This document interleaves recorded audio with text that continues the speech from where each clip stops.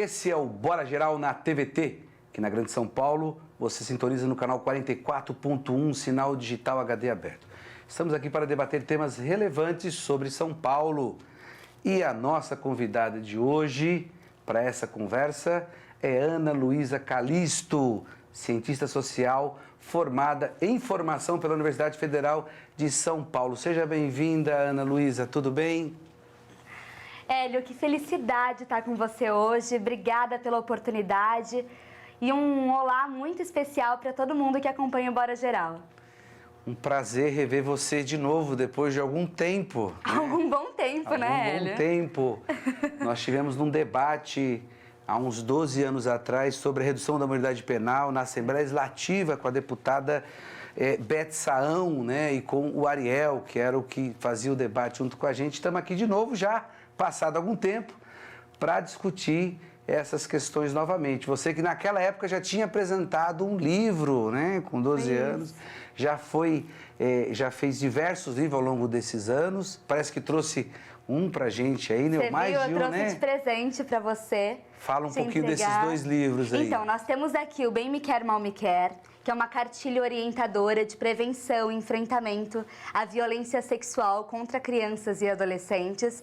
E o nosso bebê mais recente, que livro é Filho de Papel, né? Nós trouxemos também o Porque Maria Não Vai com as Outras, que conta a história da Maria, uma ovelha azul.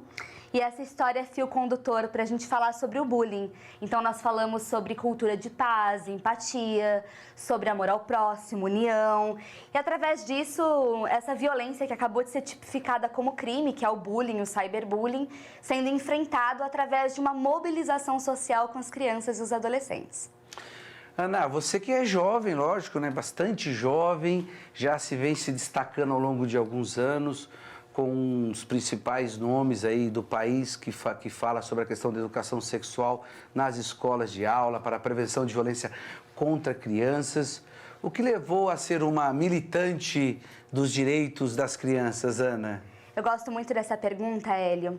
E primeiro quero também parabenizar você e a toda a sua equipe por abrir esse espaço, esse canal tão importante para discutir a educação sexual e a educação autoprotetiva, porque nós sabemos que o abuso sexual contra crianças e adolescentes é um tema nem um pouco palatável, é muito difícil de digerir.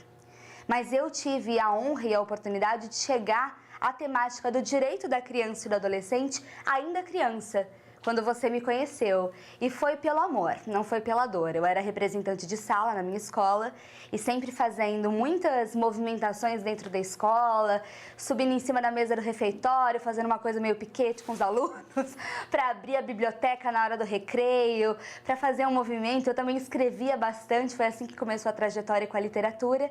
E aconteceria em Atibaia a primeira conferência do direito da criança e do adolescente. E aí me convidaram para representar a escola. E quando eu entrei na conferência, eu nunca tinha ouvido falar do direito da criança e do adolescente através do ECA, do Estatuto da Criança e do Adolescente, ou então do movimento dos meninos e meninas em situação de rua. Eu não conhecia esse movimento e eu não tinha a menor ideia de que a minha voz ocupava um lugar no mundo. Então, quando eu descobri, eu fiquei fascinada com a oportunidade de defender os direitos dos meninos e meninas horizontalmente. E aí nunca mais dei sossego para minha família, porque nós começamos a passar pelas etapas da conferência, regional, estadual, nacional.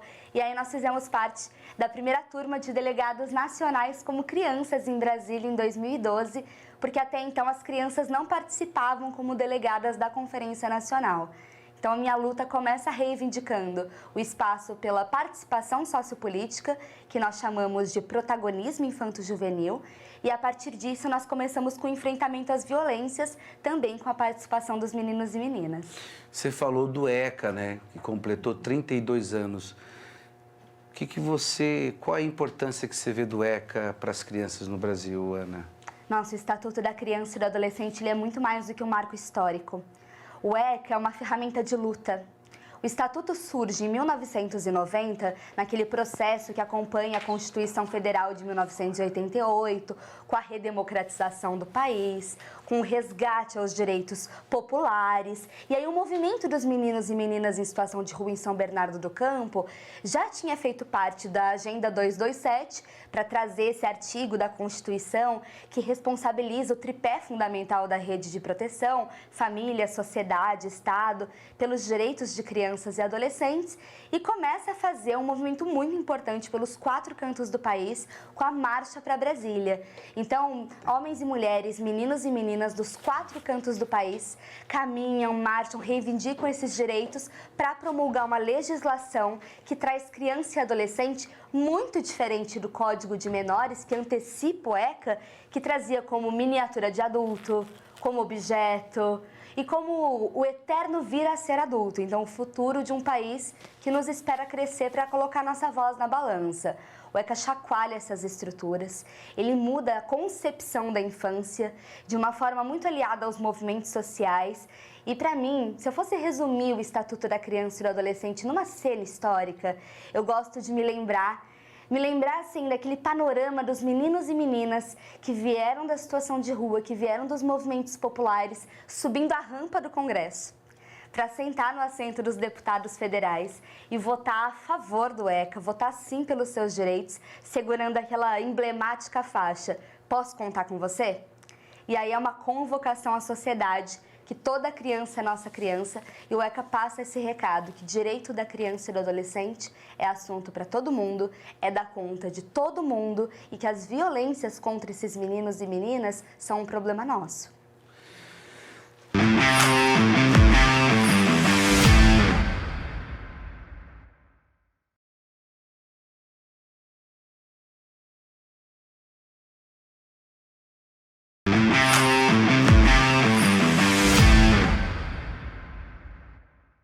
Nós passamos recentemente por um governo que usava expressões e tratava o tema de uma forma bastante pejorativa, né?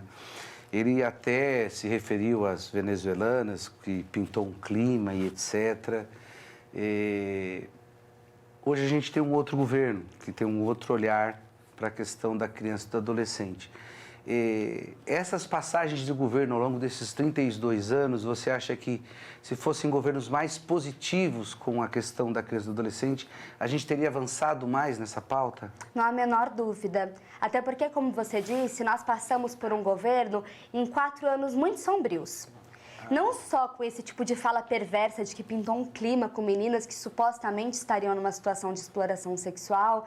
Inclusive nós, através do movimento Faça Bonito, dessa campanha que ano após ano vai contra a violência sexual de crianças e adolescentes, nós promulgamos um manifesto em repúdio à omissão da autoridade pública. Para além da omissão, essa fala ridícula que é acompanhada de tantas outras falas, como aquela que diz que é preciso rasgar o ECA e jogar na latrina. E o que nós viemos dizer é que o governo federal não existe para rasgar o ECA, para trazer retrocesso, mas ele existe para validar as lutas, para chancelar avanços. E nós passamos por ano após ano, e nós temos, por exemplo, com o governo atual, a volta da individualização do Ministério dos Direitos Humanos, que tinha sido aglutinado com outras pautas, como da mulher, da família. Então, quando a gente volta, por exemplo, com a Secretaria Nacional do Direito da Criança e do Adolescente, e volta a empoderar a sociedade civil dentro do CONANDA, do Conselho Nacional dos Direitos da Criança e do Adolescente, são avanços institucionais, mas que pertencem ao povo. Quando nós tivemos essa passagem tão perversa e tão sombria que proibiu a palavra gênero nos livros didáticos, como é diferente da volta do programa Saúde na Escola para falar sobre prevenção à violência, para falar sobre educação sexual autoprotetiva dentro da sala de aula. Então, o governo federal tem um papel fundamental de servir não só como um exemplo para os estados no combate às violências, mas também na integração de uma política nacional do direito humano da criança e do adolescente como prioridade absoluta. Então, é extremamente importante que a gente consiga se basear através desse espelho que existe em Brasília para ser projetado para os estados, para desenvolver essa política de direito da criança e do adolescente e que a gente traga a população para a luta. Também é um papel do governo federal, como nós vamos ter a Conferência Nacional do Direito da Criança e do Adolescente em abril novamente. Ficamos anos e anos sem essa conferência, justamente por essa resistência de trazer a população para essa conversa, de instituir essa política de forma integrada e de ser exemplar. Porque se a gente lida com criança e adolescente em termos constitucionais como prioridade absoluta, a gente não pode nem cogitar que o Estatuto da Criança e do Adolescente, um marco histórico e legal, vai ser rasgado e jogado na latrina. Pelo contrário, a gente precisa agarrar com as nossas mãos, colocar na mesa das casas, na sala de aula, no debate público como uma verdadeira prioridade, Hélio. Ana, trazendo aqui para São Paulo, a gente está com uma população de mais de 50 mil pessoas morando em situação de rua. Talvez seja a marca que o prefeito de São Paulo tanto procura. Ele tem uma marca de mais de 50 mil pessoas morando em situação de rua. E muitas crianças, Ana, que a gente vê. E aí, evidentemente, deve ter milhares de abusos. Na sua opinião, qual é a intervenção do poder público que está faltando, nesse caso, com relação à proteção das crianças nessa situação, em situação de rua? Há alguns anos eu escrevi, Hélio, uma coluna em que nós intitulamos como Por Onde Anda Nossa Pátria Mãe Gentil. E muito me preocupa quando a gente olha para São Paulo, que deveria liderar como uma zona industrial importante, como um espaço urbanizado potente, como uma casa de políticas públicas fundamentais. E, na verdade, a gente está não só com uma quantidade avassaladora e absurda de crianças, adolescentes, de famílias em situação de rua, como nós estamos olhando para... Imagina, Hélio, que o circo está pegando fogo, a gente tem um balde de água e a gente pega e vai regar as plantas do lado de fora, em vez de apagar um incêndio. E aí a gente vai pavimentar a rua, a gente vai fazer lombada, a gente vai pintar a faixa de pedestres. E me preocupa muito, porque nós acabamos de sair de um período muito grave, que foi da pandemia de Covid-19, e aí nós tivemos uma série de crianças e adolescentes confinadas nas suas casas com os algozes, confinadas com os próprios abusadores. E o período das crianças e dos adolescentes retornando para as escolas também é marcado pela evasão escolar. De crianças e adolescentes ou que foram para o trabalho infantil ou que foram colocadas em situação de violência que leva ao abandono da escola. E nós deveríamos estar focando, através da prefeitura, em programas institucionalizados de busca ativa, de abordagem social, do retorno dessas crianças e desses adolescentes. Então, de fato, existe um abandono. Existe uma sociedade que é ensinada a não olhar para a criança e para o adolescente como prioridade absoluta e o poder público numa ausência gritante, num silêncio ensurdecedor, lidando como se o foco do incêndio fosse regar as plantas do lado de fora do circo pegando fogo. E para mim, Hélio, algo que é muito emblemático foi uma reportagem que eu acompanhei no período de Natal, no final de 2023, em que o prefeito de São Paulo, muito orgulhoso, falava da decoração natalina e das intervenções artísticas. E aí eu vi naquela reportagem, aquilo me marcou profundamente, um homem em situação de rua com a sua filha no colo, de 3, 4 anos de idade, e ela olhava para aquelas luzes, e aí a gente ouviu o prefeito falando: nossa, que bom que eles vão ter a oportunidade de ver as luzes de Natal. Como se fosse essa a prioridade, sabe? Como se aquela criança vendo as luzes de Natal fosse ser alimentada, fosse ter acesso à saúde, a saneamento básico. Então é como se fosse algo não só absurdo, mas um espelho assim totalmente invertido de prioridades, como se a gente estivesse brincando de falar da cidade de São Paulo como se fosse um palco, um castelo dos direitos de crianças e adolescentes, imaculado, sem nenhum defeito, como nós tivemos no aniversário de 33 anos do Estatuto da Criança e do Adolescente, um evento que trouxe o pessoal da música, da dança de Heliópolis, mostrando a potência que pulsa nas veias e nas ruas da cidade de São Paulo.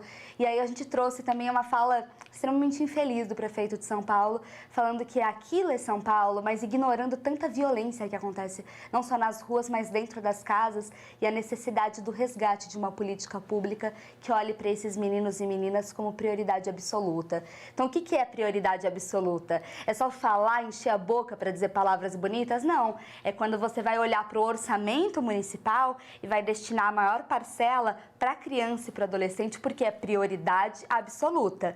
Quando eu explico isso para as crianças do projeto Bem Me Quer, eu falo que é como se você fosse fazer a faxina da sua casa e no topo da lista você tem uma prioridade que não pode faltar de jeito nenhum, que você marca de marca-texto amarelo. Então, quando o governo de São Paulo e a prefeitura de São Paulo vai fazer a lista da organização da casa, é priorizar a criança e adolescente, não de forma demagógica, é porque é o nosso futuro. Não, porque é o presente, porque é o futuro e porque pulsa nas nossas veias a urgência, a necessidade imprescindível de olhar para esses meninos e meninas, respeitando as suas peculiaridades e promovendo políticas que entendam que essa criança é integral.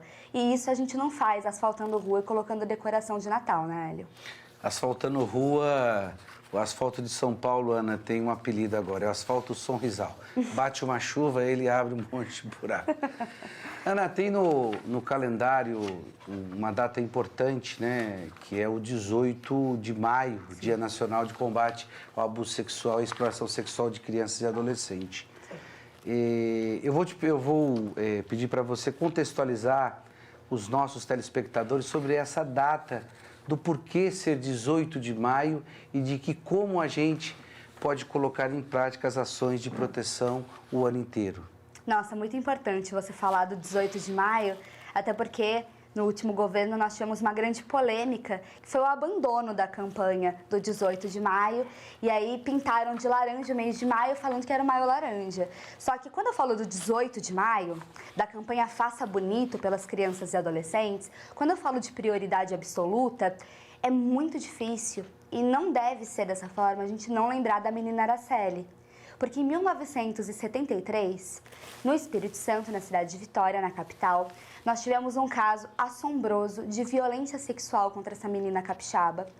E é uma violência terrível, mas não só pelo sangue que escorre das mãos desses homens, de uma família de condição financeira preponderante ali na cidade de Vitória, não só por essa condição de poder hierarquicamente situados ali no ambiente político e empresarial, mas principalmente porque ano passado completaram-se 50 anos de impunidade. A menina Araceli nos deixou, mas fica através disso uma semente dessa impunidade que se arrasta no nome de muitas outras crianças e adolescentes. Quando nós falamos do nosso país no que se refere à violência sexual, e a violência sexual contra crianças e adolescentes, não só é um tema intragável, mas muitas vezes nós temos pessoas dentro da nossa tessitura social que fecham os olhos e tapam os ouvidos e não querem falar a respeito. Eu entendo a dor. Eu sei que traz fantasmas do nosso passado, que revive traumas e que é muito difícil falar sobre isso. Eu, mais do que ninguém, sei disso. Mas quando a gente fecha os nossos olhos e não quer olhar para a criança que está passando por isso dentro de casa e que quer denunciar e que precisa de ajuda, a gente está perpetuando o silêncio da menina Araceli, que foi encontrada morta, que todos os vestígios apontavam para aquela família dentro do Espírito Santo, mas que a impunidade, depois de anos de investigação, uma sentença de mais de 700 páginas, que inocentava totalmente a família responsável por essa violência. Então, quando a gente fala do 18 de maio, não é uma data de comemoração, é uma data de resistência. E é extremamente importante que a gente consiga olhar para esse marco histórico, entender que todo dia é dia de falar de prevenção e enfrentamento à violência sexual, mas que maio abre uma oportunidade histórica, abre uma janela na agenda de direitos humanos para que a gente possa discutir o tema e levar para a sala de aula. Inclusive, na própria capa da cartilha Bem Me Quer, Mal Me Quer, nós temos essa flor do Faça Bonito, e essa flor ela é muito emblemática porque ela representa a inocência da criança ali nos desenhos da primeira infância. E dentro da cartilha a gente gosta de trabalhar com a diferença do carinho de verdade, do carinho de mentira, porque é o que é mais cruel. É quando a criança é vítima dessa violência, mas ela não enxerga que o que está acontecendo é um abuso. Justamente porque o abusador, através de uma sedução que a gente chama até de canto da sereia, ele trata aquilo como uma brincadeira, como um carinho. E a criança é convencida de que aquilo que acontece com ela está acontecendo na casa de todos os colegas, que aquilo é muito natural. Porque o que vai trazer um alarme para essa criança seria a dor, e não necessariamente o abuso sexual dói. Então o 18 de maio leva a flor para dentro da sala de aula e fala: isso é o toque do sim, isso é o toque do não. Isso aqui é carinho de verdade. Agora, quando pede segredo, é carinho de mentira. Você tem partes íntimas, elas não podem ser tocadas se não for por um adulto de confiança no momento de higiene, de limpeza, com o seu consentimento. O que é consentimento? Pois é, você tem o direito de dizer não. Então, abre-se essa janela no calendário de direitos humanos para trazer isso para a sala de aula, para as ruas com as marchas, passeatas do 18 de maio. Então, é extremamente importante para nós trazer a memória da menina Araceli, desses 51 anos agora em 2024 de impunidade, e trazer o resgate de que ela não morreu, ela virou semente e ela revive em tantas crianças e adolescentes num país que, segundo o Fórum Brasileiro de Segurança Pública, teve de 2022 para 2023 um aumento de 15% dos casos de estupro. E 70% desses casos, Hélio, acontecem contra crianças e adolescentes do sexo feminino, ou seja, meninas antes dos 13 anos de idade. Então, o nome disso é cultura do estupro. E mais de 80% dos casos acontecem através de pessoas conhecidas e de confiança. Pai, padrasto, tio, avô, próprio professor, uma liderança religiosa, um vizinho. E se eu tenho medo de denunciar porque eu me sinto culpada, eu preciso de alguém que intervenha no meu ambiente de convivência social, seja a escola, o espaço religioso, a casa, a comunidade, e diga: você não tem culpa. E é da nossa conta, é problema nosso, então peça ajuda. Então, eu fico muito feliz que você tenha pontuado aqui o 18 de maio, porque ano após ano a gente se utiliza dessa janela no calendário de direitos humanos para que as crianças e os adolescentes peçam ajuda e não se sintam culpados. Ana, e quais são os canais de denúncia que a gente tem para fazer quando tem essa questão do abuso? Muito importante, Hélio. Disque 100. Disque 100 também passou por um processo gravíssimo durante 4 anos de corte de investimentos. Foi terrível e agora a gente está com a recuperação desse canal. Então, Disque 100, 100. São 3 dígitos que te levam para um portal nacional de denúncias contra a violação de direitos de crianças e adolescentes. Não só violência sexual, mas física, psicológica, patrimonial, todos os tipos de violação de direito contra crianças e adolescentes. E vocês, de casa, também podem buscar o número do conselho tutelar mais próximo de você. Na cidade de São Paulo, ele é redigido por subprefeituras, por bairros, por distritos, então busque o conselho tutelar responsável pelo ambiente em que você se encontra, peça ajuda. Lembrando que no Disque 100 essa denúncia, Hélio, também pode ser anônima.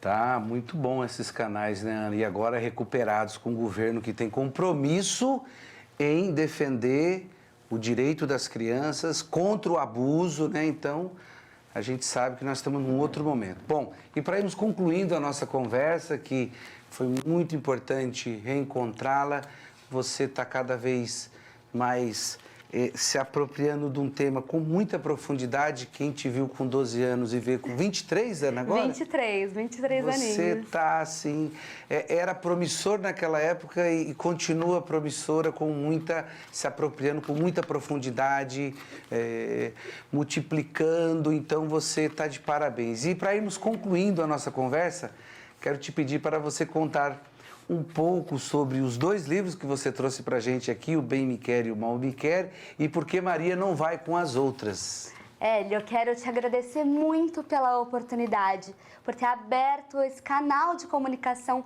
fundamental para que a gente fure a bolha, para que a gente chegue em pessoas que não estavam pensando hoje em ouvir uma mensagem potente contra a violência sexual, que são pegas de surpresa, às vezes reavivam traumas que viveram nas suas infâncias, mas entendem a importância de quebrar o ciclo e impedir que isso se repita na vida de outros meninos, de outras meninas, e que a gente consiga prospectar um futuro futuro mais digno para as crianças e para os adolescentes. A gente se encontrou lá atrás, na época, falando sobre redução da maioridade penal. Você já à frente de um movimento importantíssimo em defesa dos trabalhadores. Te admiro muito como ser humano, como profissional. E desde então, a gente tem como amigo em comum o querido Marcelo Nascimento, que faz um trabalho brilhante à frente da KM Consultoria, com o Simpósio Nacional. O Marcelo que fez parte também da publicação da Bem Me Quer, Mal Me Quer. E para a gente falar sobre esse livro, ele é o nosso xodó, né? Ele recebeu o Prêmio Nacional de Direitos Humanos Neide Castanha em 2022 na categoria de Direitos Humanos e de Produção de Conhecimentos. E quando a gente fala sobre o livro, ele traz como fio condutor a história de uma menina brasileira. E essa menina brasileira tão criativa, que não é resumida nem reduzida a violência que ela sofreu, mas ela é só um fio condutor para que a gente trabalhe a autonomia corporal, responsabilidade afetiva, o direito de dizer não, a importância de denunciar, de descassem, e principalmente a autonomia corporal e o direito que essa criança tem sobre o próprio corpo. Nós passamos pelo período do Natal, a gente brincava muito, Hélio, sobre as famílias que obrigam criança a sentar no colo do Papai Noel. Do mesmo jeito que nas famílias, às vezes, dá beijo no parente, ficar no colo de uma pessoa com quem a criança não se sente confortável. E a gente vem quebrando essas correntes com o livro. E quando a gente traz a história da menina brasileira, tem um mantra dentro do livro que a gente usa para quebrar esses estigmas, para que a criança entenda, para além de parte íntima, para além do que quer que seja, que se um carinho é legal, ele não precisa ser escondido. Que quando eu dou a mão para uma criança atravessar a rua, eu não falo, sua mãe não pode saber disso. Quando eu dou um beijo de boa noite num filho, eu não digo, mas isso é um segredinho nosso. Então, por que quando fica no colo do tio, faz uma brincadeira estranha, faz a criança se sentir mal, aí precisa ser um segredo, aí precisa ser algo oculto? Não, nada disso. Carinho de verdade não precisa ser escondido. Então, esse livro tem a parceria da Rede Peteca, da KM Consultoria, tem a parceria do Movimento Nacional Faça Bonito e ele antecede a publicação do Porque Maria Não Vai com as Outras, que é o nosso livro contra o bullying, que fala dessa ovelha Maria, uma ovelha azul, dentro de um curral que é totalmente fechado e alicerciado para ideias fixas, como a rivalidade feminina, a valorização só da estética, e ela já chega falando, aqui não vai ser concurso de beleza não, aqui vai ser um show de talentos. A gente tem que mostrar as nossas habilidades. Em todas as ideias mirabolantes da Maria, a gente percebe que ela está tentando fugir do bullying. Ela está tentando fugir dos preconceitos, fugir dos estigmas e sair daquele lugar em que parece que as ideias dela não cabem. Só que, sobretudo, esse livro, que também tem a parceria da Missão Aliança e da Rede Peteca, ele é uma lição que nos ensina que não é que a criança precisa sair do lugar em que ela não cabe.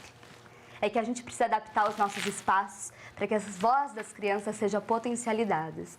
E aí a gente fala de cultura de paz, de harmonia, de amor ao próximo e, sobretudo, da importância de priorizar os meninos e meninas, Hélio. Ana Luísa Calisto, foi um prazer gigantesco falar com você.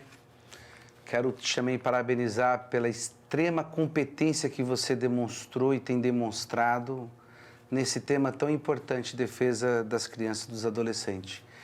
Que o futuro seja cada vez mais iluminado para você, porque você tem muito a contribuir nesse tema, muito a contribuir para uma sociedade que, digamos de passagem, nos últimos anos andou para trás nesse tema. Obrigado pela sua participação. Hélio. A gente fica por aqui e volta na próxima semana com mais um tema e com convidados tão especiais como a Ana. Forte abraço e até o próximo Bora Geral.